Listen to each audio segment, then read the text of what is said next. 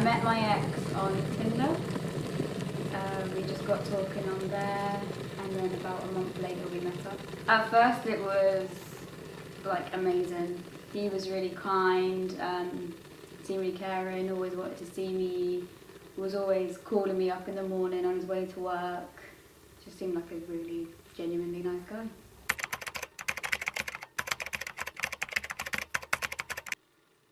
About a month into a relationship, he started saying little comments. So it'd start with things like, I would be more attractive if I had a posh Chelsea accent.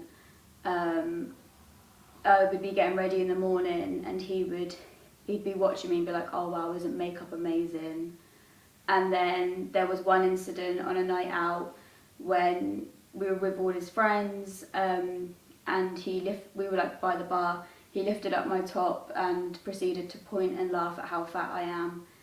At this point I still didn't say anything to him because I thought I loved him. But then afterwards I realised that this was the point where I should have recognised those behaviours.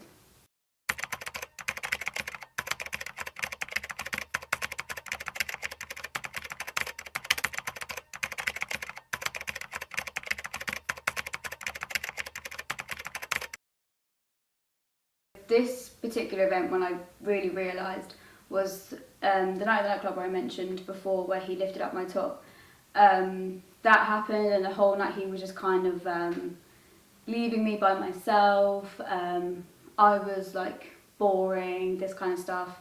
Then we got home and he pushed me onto the bed and said that he was going to have sex with me. And I was like, no, I don't want to, like I'm tired, I have to be up early in the morning. And he continued to say things like, no, you're my girlfriend, we're having sex, and then proceeded to like take my clothes off, still constantly telling him like, no, I don't want to, I'm tired. And then he was just like holding me down on the bed, at which point like I was just kind of like giving up. He had his hand around my neck at one point, and like I could barely breathe, and then I just kind of thought, I'm just gonna have to, like, this is not gonna get over until he does have sex with me, so I'm just gonna have to let him.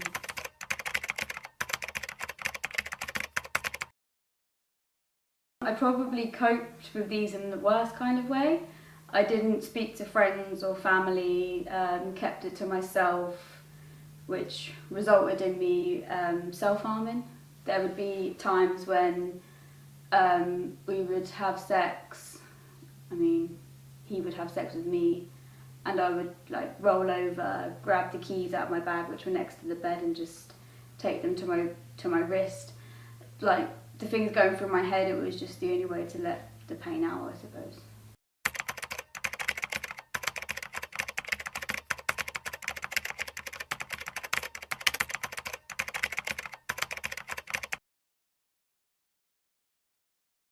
I think now's the right time to talk about this, because now I'm like completely over it. I can now speak openly about it and I'm not upset or anything. And then with all the recent like Me Too movements, people bringing out their stories, I feel comfortable sharing mine. And I think it's important as well with the new sex and relationship guidelines that relationships are taught to children. So these behaviours that I didn't recognise can be recognised in the future.